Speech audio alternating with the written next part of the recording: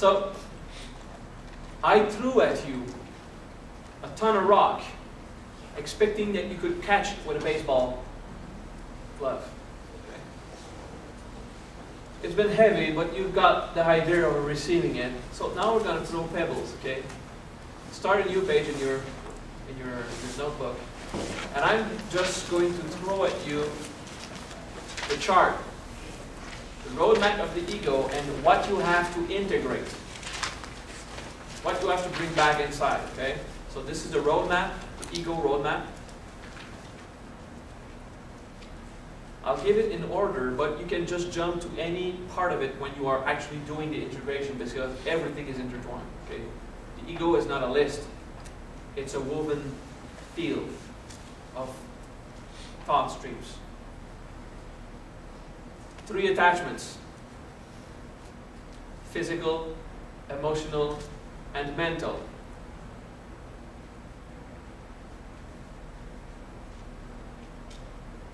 From which are born 3 needs: obtain, accumulate, and attain.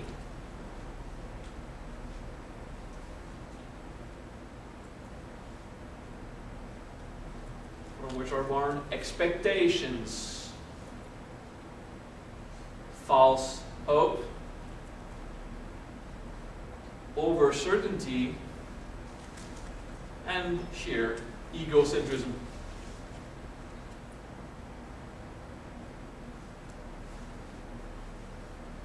From which stems 3 tools: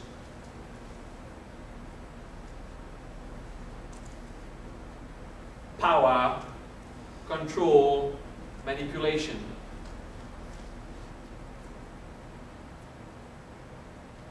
Using these tools, we play the roles of the 3 roles: persecutor, savior, victim.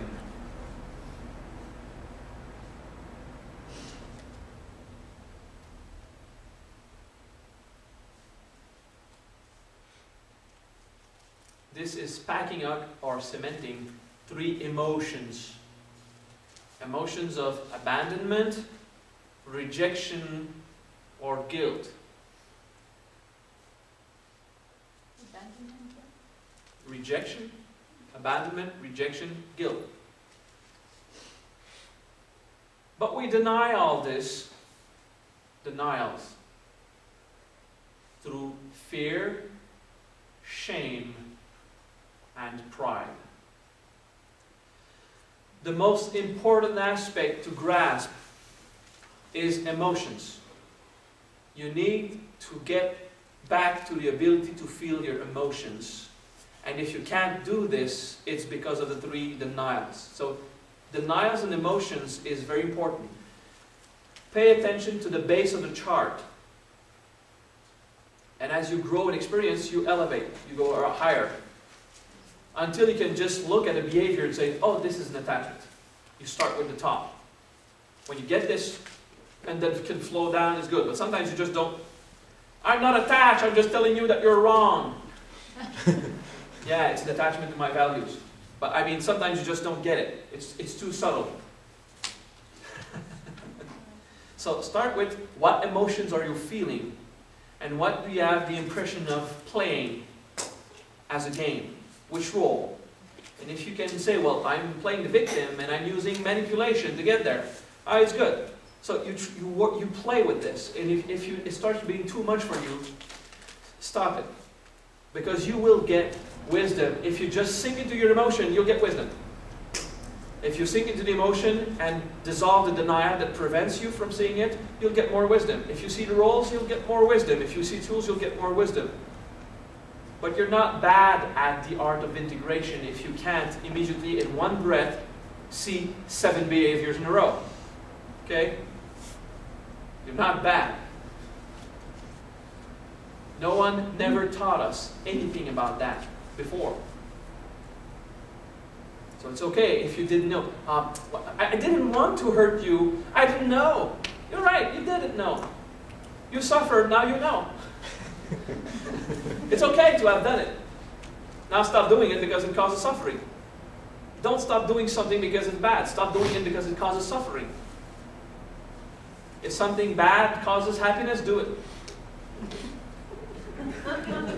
It means that somewhere you just misinterpreted. You bad girls. You have all the power to create all this happiness, but you say it's bad? And we guys are just waiting for you to unblock the denials. Ooh, I'm just training you, giving you points at what is to integrate in your life. I'm going to give you a proportion of what you have to integrate. There are categories. This is not in the chart. Okay, there are three. I'm going to say three aspects, but it's not important. Just for fun of it.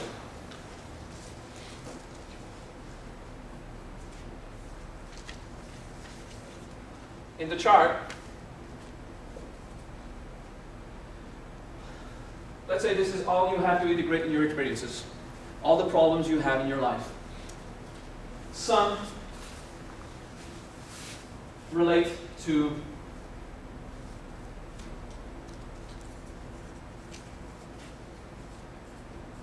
survival. Some problems we have in the whole of our experiences relate to survival.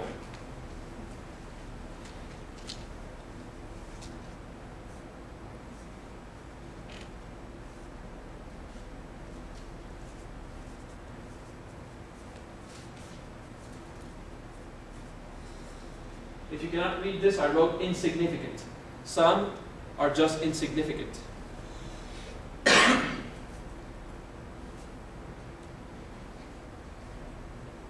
Some relate to the experience of desire. In your life, the insignificance is your survival is not threatened. Someone stole your TV.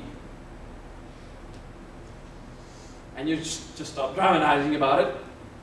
But it's insignificant. It doesn't threaten your survival. It has nothing to do with desires, the experience of love, the experience of sexuality, the experience of wanting something, you know? Desire is not only sex, but it's mostly sex related and love related. Both. Okay? So insignificant is what most people pay attention to. The insignificant problems. It doesn't threaten your survival. You still eat. You still have clothing. You have a shelter. Nothing's wrong, basically.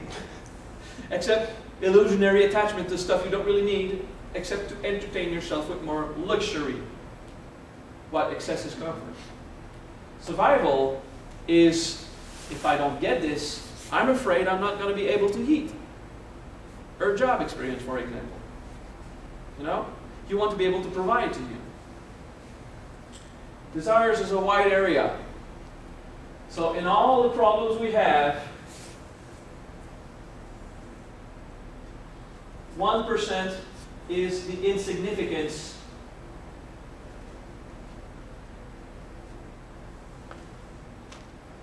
1% concern or survival, and everything else, 98% of human problems has to do with desire.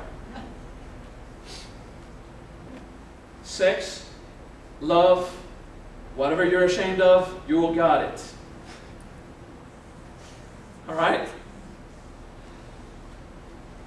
So this is why I throw a few jokes about sex and just disturb a few of you who find it funny or are ashamed of it. I rarely or never speak of sexuality, except to very advanced students. Because to practice yourself at integration, you practice with the insignificant problems that don't really hurt, except your pride, maybe. You practice yourself with the basic stuff. Then, when you're done with those, you get to the challenging part, survival. Okay? And understanding all that has to do with management of resources. And only when you're done with those do you start to take care of all your experiences with desires. Wanting someone you could not get. Wanting someone that you took by force. Wanting someone and was pushed away. Someone took you by force. All this stuff. Someone took you and you liked it, or were not allowed, so you said to the world it was incorrect, but felt so guilty because you really wanted this man or this girl, you know? Like the inappropriate sexual relationship. For example, a guy and a woman are in love. They have 20 years of difference in age. One is 20, the other is 40. They want to get together. But the family of the younger woman will not allow the younger woman to be in love with the older man. Since the beginning of mammal life 400,000 years ago, the females have been attracted to older males because this is what promoted survival of the species. Now, because of a system, a social system of human resource management, we deny the most basic genetic code in us, and you have to be in love with someone about your age. It's cool to be in love with someone about your age. But sometimes the genetic code taps in, and we're in love with someone that is not in the age reference. So to not be rejected by my family, I will consciously deny that I love a man. This man, if he starts caring for a younger woman, is considered to be abusing her.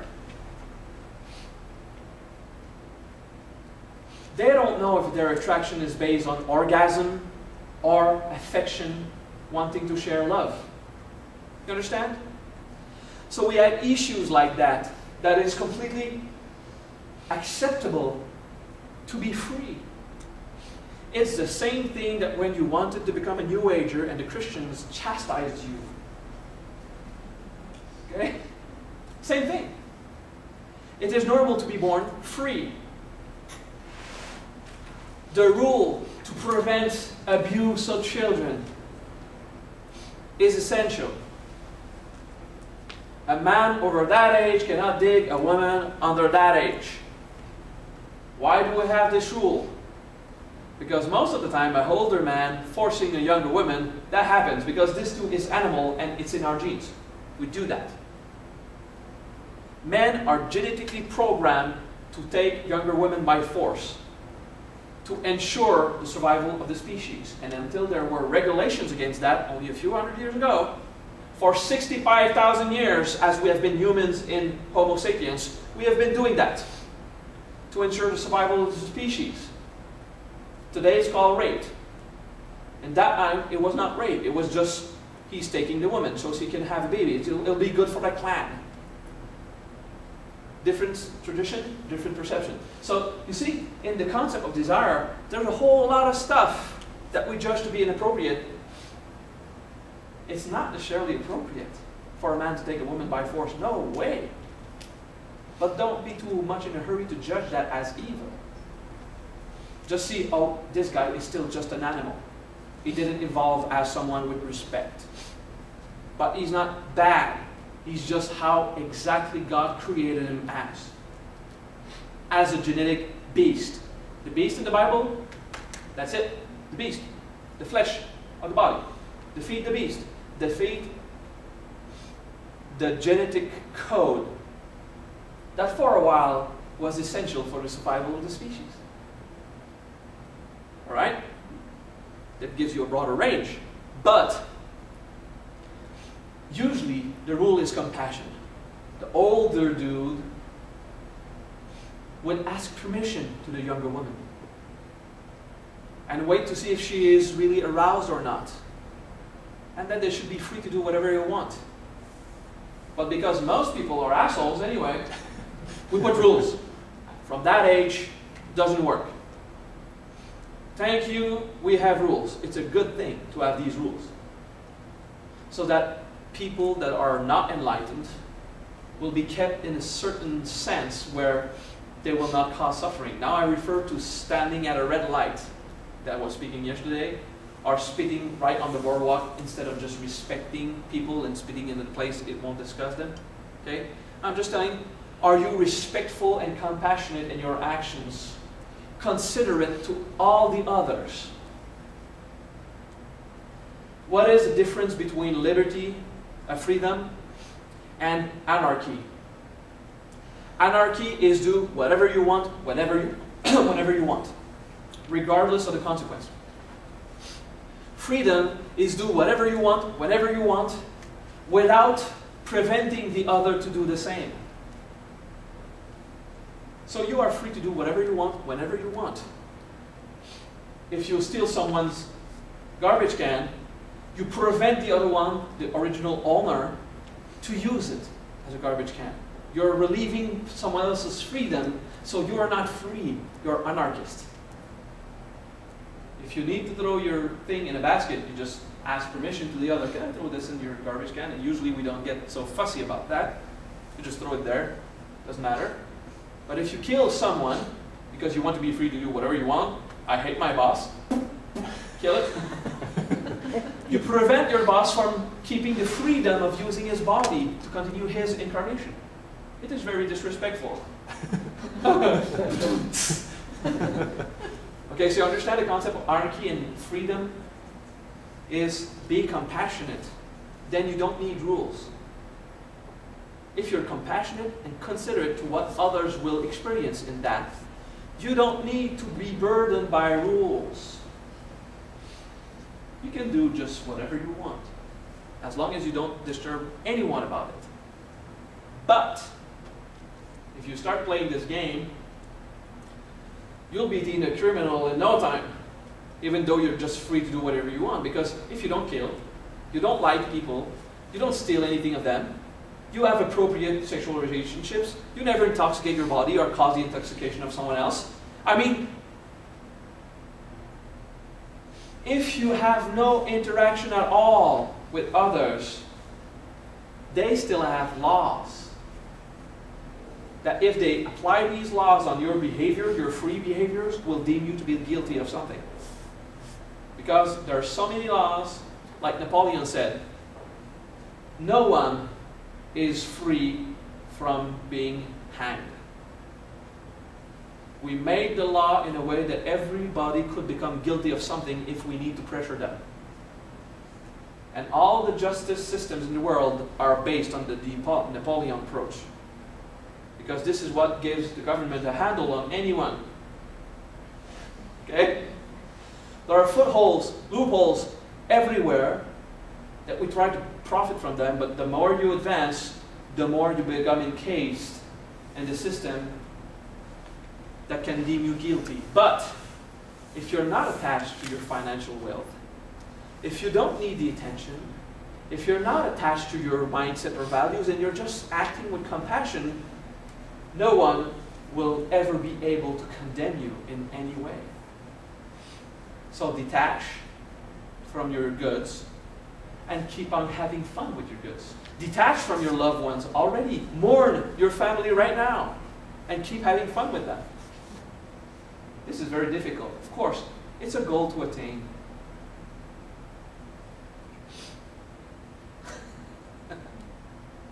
So I gave you just one example of what is considered to be inappropriate for those outside. The difference in age of people, for example. But there are many other things that we have experienced in our life regarding sexuality, desire, having a crush on someone, never saying it because of shame, saying it and being rejected. All different ways of handling this emotional stuff. This is yours. This is yours to lead. In time, softly. We're not in a hurry. I'm just giving you examples so you can grasp the idea of what to do on yourself. So you won't have to die in suffering or cancer or stuff to push you through the emotion of shame because you wanted the man so much but you could not. He was a priest. What stupid idea is this? You're a priest, you cannot have sex? Why? Because of your job? I mean, if you're a dentist, you cannot have teeth? I don't know. In 400 after Christ, 438 anyway, an emperor decided that when priests die, their wealth goes to their children, their sons. Okay? The wealth of fathers were given to sons. When priests are a part of the Catholic Church and they die, the goods of this church are led to the children. We want this to be given to the church. So they decided, out of a completely egotistical need, attachment to material things, they said priests will not marry and have children anymore. They will not have sex. So when they die, we can have their things. Has nothing to do with the mental, emotional, or sexual health of the priests. Okay? It was business. Because we don't have proof that Jesus was not married. So people, you don't have proof that Jesus was married. Well, you don't have proof he was not. And lately documents were found that highly suggest that he was Jewish, and every spiritual master in the Jewish tradition has to be married. It's a law in their country. But we have physical records, written records that Israel kept since that time, that every pope and priest since Christ have been married. Every one of them. Until 400 something. So Christ built a church where priests were having a normal life. Alright? That's another set of values that we don't know. It takes this enlightened dude who doesn't fear the traditionalists throwing rocks to say this kind of stuff. But I'm not the only guy saying it. I'm just saying it so that it can be disturbed in your mind, saying, yeah, it doesn't make sense. You were genetically born without a calendar up your arse. Okay? You were genetically born to copulate, to accumulate goods for the whole of the system to work. Oh, the 7 sins. 7 wonderful blessings of God that I so love. At a time there was war, we needed anger to be certain to protect ourselves. We needed to be certain not to get our copulation opportunities stolen, because there was no law that prevented others to come steal our wives. So there was jealousy, hoping to prevent the human species, to die. We needed to learn how to eat as much as possible so we could not die of starvation. There was gluttony. It was essential, because there was not enough resource. So we also had to be greedy and accumulate these resources, or we would die. And through all of that, we needed to know how to make the least effort possible, so not to spend useless energy. There was laziness. And there was luxury, because somewhere in that we had to have fun. 7 blessings that we have been perfectly created as God in flesh. Alright? Get that? But when we have eaten enough and we keep on, it causes suffering to the body. When we have accumulated enough and we keep on greed, it causes suffering. When we have been entertained and we put even more luxury and drugs and stimulants and stuff, it creates suffering. When the territory is protected and we keep being angry, protecting insignificance, there is suffering. When we are too fat and too gluttonous and we still don't spend energy, there is laziness and it causes suffering. Alright, you get that? Put pride in that. That's the 7th one I had not mentioned. Right? To protect yourself from being crushed under the emotional pressure of survival, we built pride. I'm strong. I can do it. Alright? So before deeming the 7 sins to be sins and evil, you have to understand the mechanics. And you have to say to yourself, it makes no sense that God would create us imperfect. It was perfect, it's just misunderstood. We interpreted. We did too much interpretation. Because of pride, because of fear, because of shame. Hiding the emotions we live through these challenges. And you can go up the map, road map of the ego. Alright? So you can look at people's behavior and start to be at peace with them. And if you can do this, you can look at yourself and start to be at peace with yourself. If you have abused of someone when you were younger, to understand, I understand now, I had pressure. Sometimes I work with sexual abusers, and I teach them that the first thing to do is to dominate the beast. And I teach them techniques. And I teach them, it was not wrong, but I assure you it wasn't right. Okay? And you have to stop doing this, because it causes suffering. And I teach them to understand, because they have this impulse that is so powerful, they just can't stop themselves. Did it happen to you that you wanted not to steal something, but the way it was there, so just, grabbing 25 cents in dad's pocket when you were younger? Did it happen that you were not ill-intended, but you did something when you were young or teenage? It just came. Remember? Because you're genetically programmed to do these things. Unless you are born in a family that is extremely strict and hard on you, that you will not go against the conditionment. It would be suffering. Okay?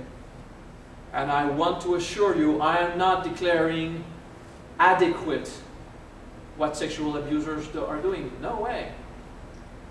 I'm not approving of that. But I'm not condemning it to eternal fires of hell, because they did what was once the appropriate way to survive. Now they have to stop being animals and start being human. And when you guys become humans instead of animals, now you can become self. And when you are self, now you can become one with God. Alright? It's step by step. It's just that you made steps that others didn't, so you can look down on them and say, you're still a beast, an animal, we should put you in a cage. And, yeah. Would you imagine if people, instead of pure self, would look at normal humans and, you are still humans, you need to suffer, don't you understand? I mean, you wouldn't like that. So don't have condescending looks on people. Because there's one thing I can tell you, you don't remember all your incarnations. You know the power trippers? They do regressing, they remember stuff, and everybody was Cleopatra or Jules Caesar. If you don't remember yourself raping your 10-year-old boy, you don't remember the good stuff. Everything, most of the time, the great remembering you have is fantasy. Because if it's great, if it's wonderful, it didn't stay as memory. It just went on. You got the wisdom of that. Most of the repressed memory we have of past lives is the not good stuff. I won't say evil, but the things that we judge. The things that are condemnable. And why do we not remember our past lives? Fear, shame, pride.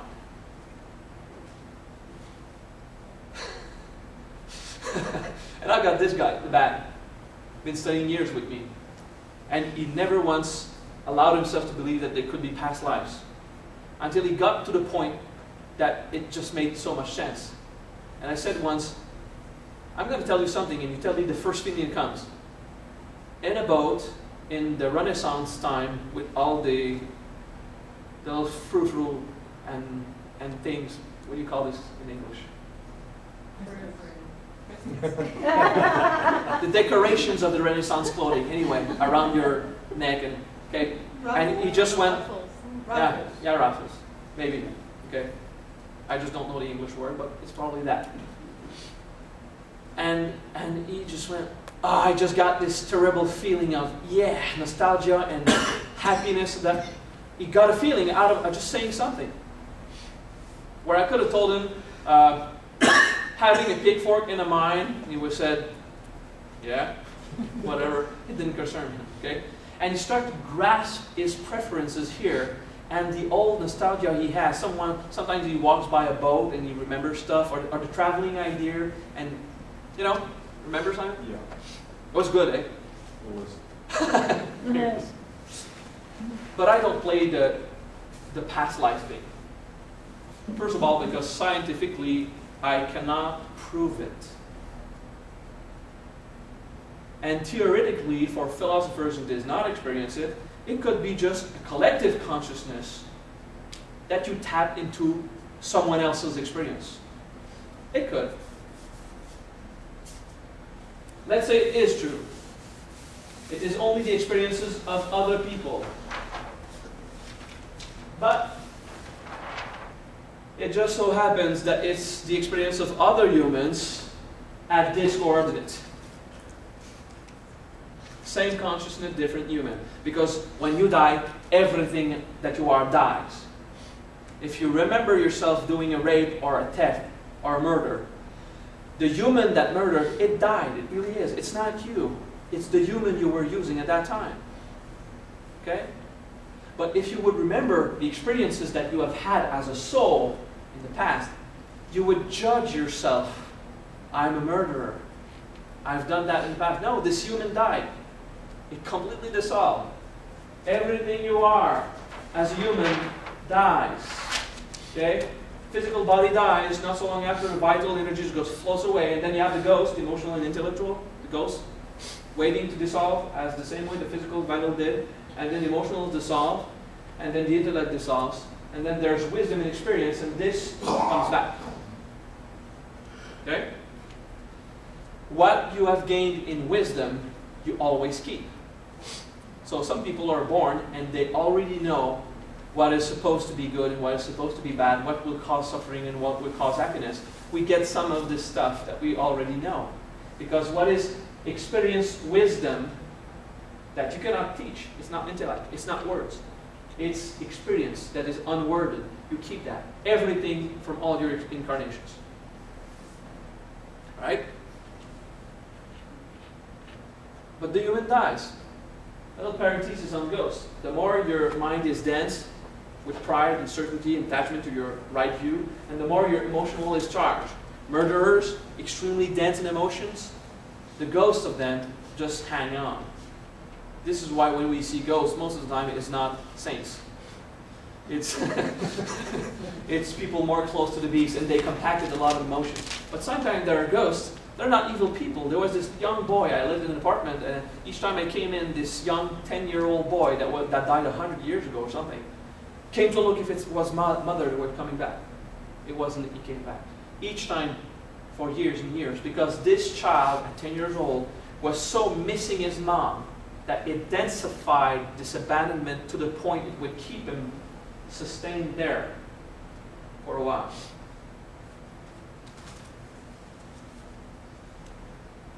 How do you pray for ghosts? Set them on fire. If your fire is not that strong, don't do it. Okay? Just block it off. Don't worry. We've been learning how to expand our consciousness.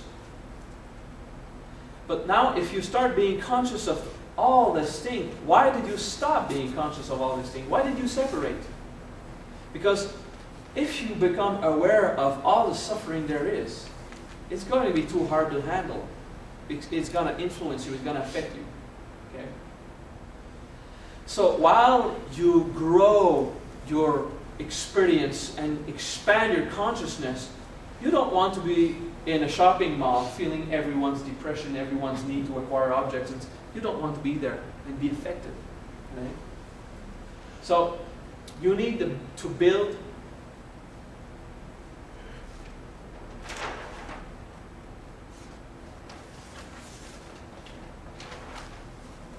little drawings.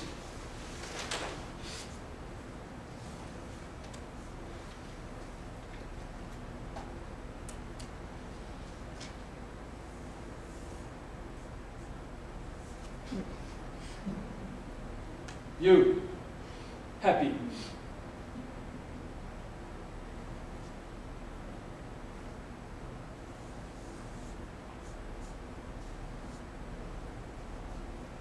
random person, sad. Your happiness is at the point that general sadness doesn't affect you. And then someone enters an extreme state of rage.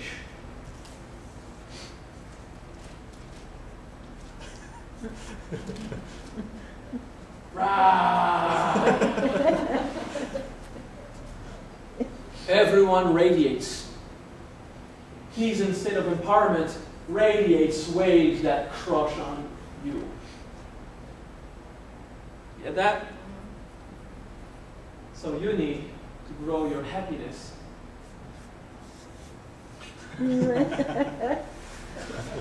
Higher than the potential threat of unhappiness around you. All right? Now, I've done it with happiness.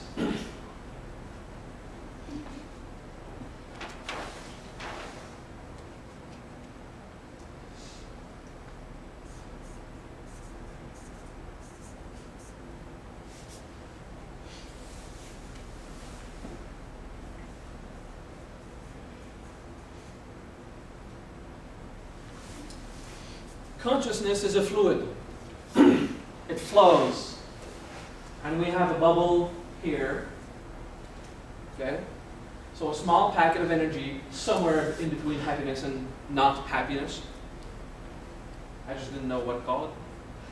There's some people here, sad, depressed, but the mass of these planets, let's say it's planets with gravity impact, the mass of these emotional charges don't affect this mass. But everything's fluid and tracks each other and radiates on each other. Everything moves like that, okay? If you have a very mad person here, it will have an effect to keep them low, even lower, even more mad, because it will have an influence like lava lamps, bubbles going up and down and stuff like that. And this will be dragged down a bit because of the mass of this energy. What is the solution? Grow the mass of your energy and the level of it. Okay? So you amplify your energy and elevate your emotional state, your feeling, your mental state, your vital state, and your physical state. You elevate your health to be happy at every level, physical, vital, emotional, and mental, elevating towards happiness and growing your influence so that you become the boss or the more influential ball in the big goo of consciousness. All right? If you amplify your, okay, the individuality or the encapsulatedness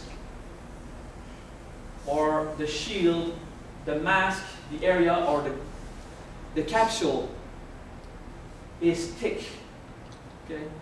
It can be thick. This one can be very mad, but nothing touches him. This one can be very depressed, but under a big case of ego, of multiple layers of protection. So if he's just a bit boring, but nothing can keep him out of it. Okay? So he's still influenced through mass, but the radiations that he emits, happy smiles, just won't touch him. You understand that? Okay? So there are fluid mechanics in consciousness. And these fluids with various taints of flavor stuff, and they stay encapsulated in you. You are one of these balls. Okay?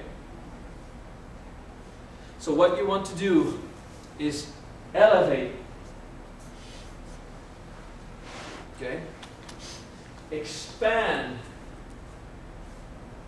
Elevate yourself. Expand your influence.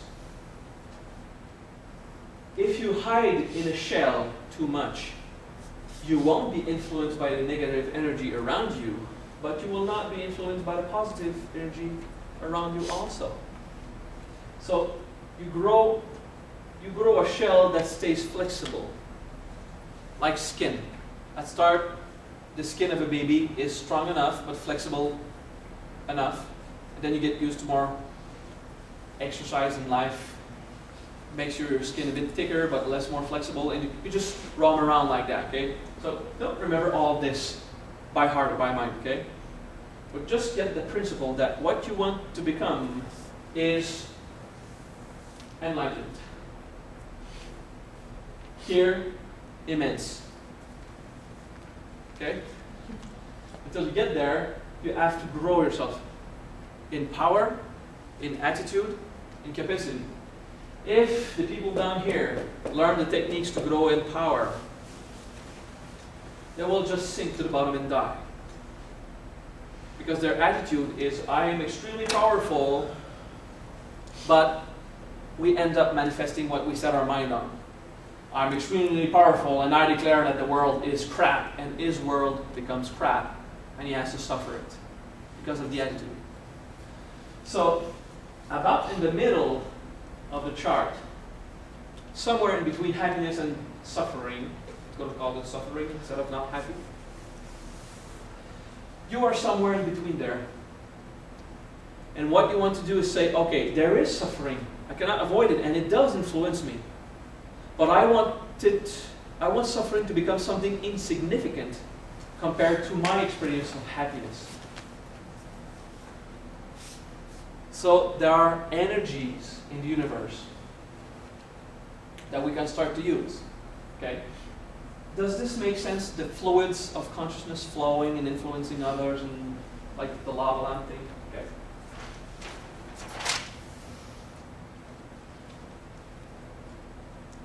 He, she, it, whatever creator of the process, thought of something so that everything would come. What the creator taught, the highest level of thought, is love. Undefined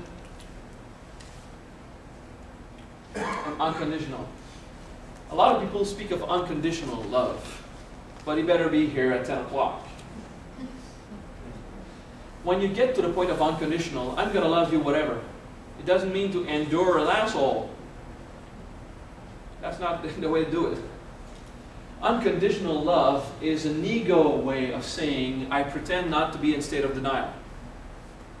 It is a goal to attain unconditional love, so that the human ego can get an idea of what is love.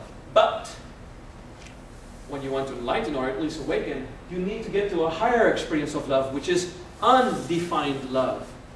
You have let's say you have unconditional love. You succeeded in having no conditions, meaning that you don't have power, control, or manipulation over someone. There's no condition. You're not attached to the end result of someone obeying you or whatever. You're not playing the victim for a savior. It's unconditional love as it is. But you love him as your son. You love him as your lover. You love her as your daughter.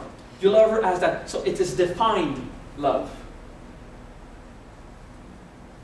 You need to get to a point to say, I love you, without knowing what is the reference. Is she my lover? Is she my wife? Is she my secretary? Is she the girl behind the counter at the grocery store? Undefined love is not a taint of love that I will allow myself to love my husband only in this way.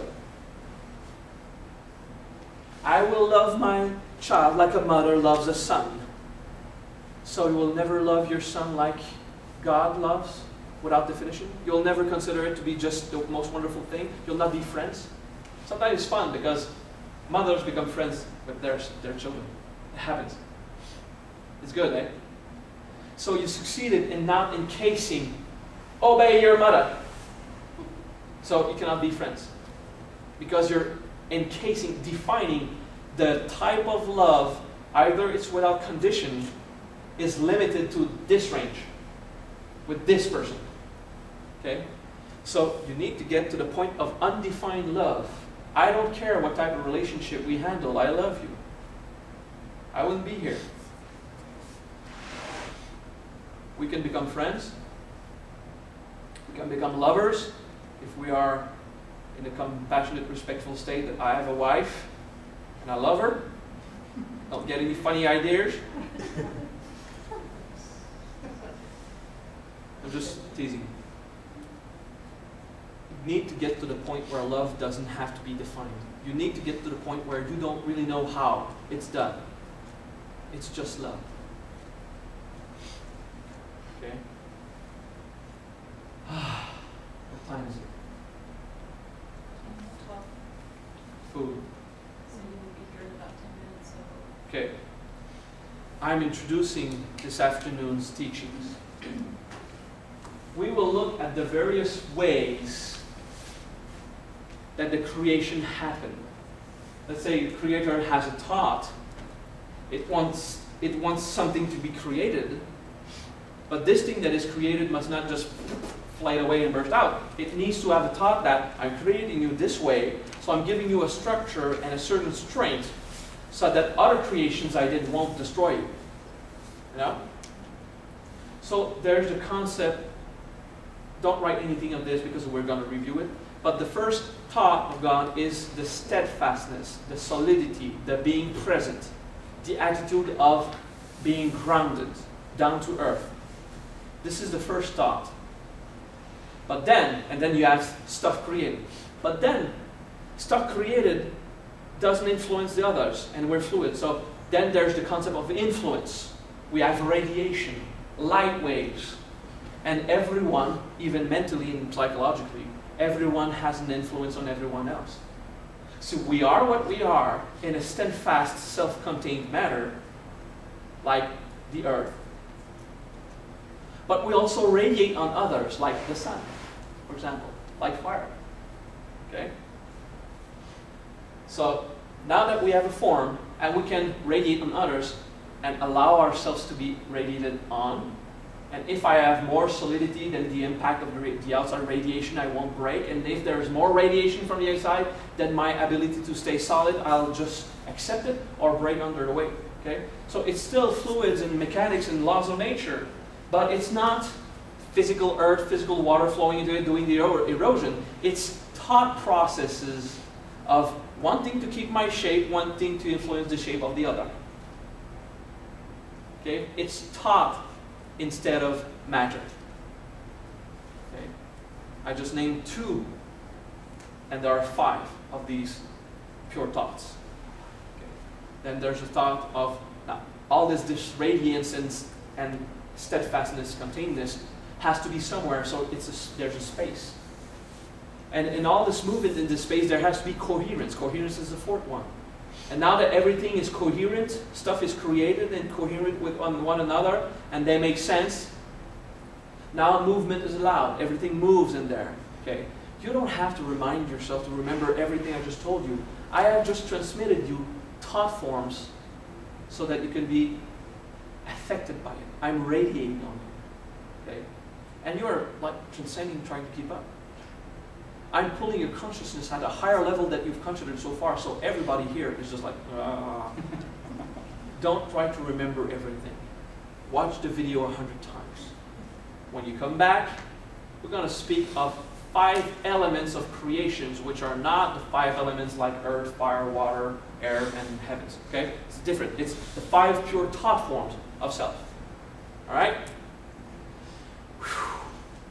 Through this wisdom, that's how I learned how to create matter. If I practice, I'll be able to create more, like Sri Kaleshwar does, like Satya Sai Baba does right now. I created 2 grains of sand when I was receiving class. And then I did this. I swept the 2 grains of sand off the table and made like if no one ever saw them. And I said, I'm done with this experience. Like the Buddha saying, you can walk on water or you can alleviate other people's suffering. Okay? I did supernatural stuff when I was younger. And the people around either starting admiring me completely or fearing me completely. Which is 2 things I don't want. I want people not to fear me and not to admire me. I want them to admire themselves.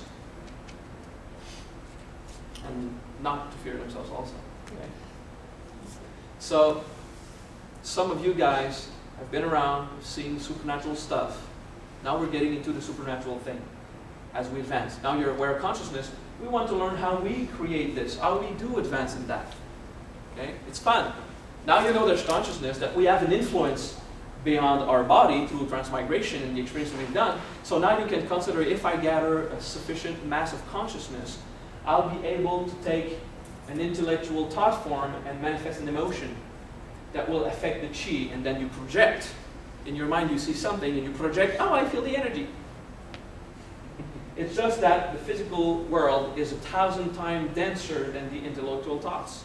This is why it's so hard to influence the physical plane. It takes months and years of dedication to become agile at physically influencing stuff. But on YouTube, you can see tons of videos of people just going like this, and someone 10 foot away go, just whack out. Okay? People starting to do telekinesis and stuff.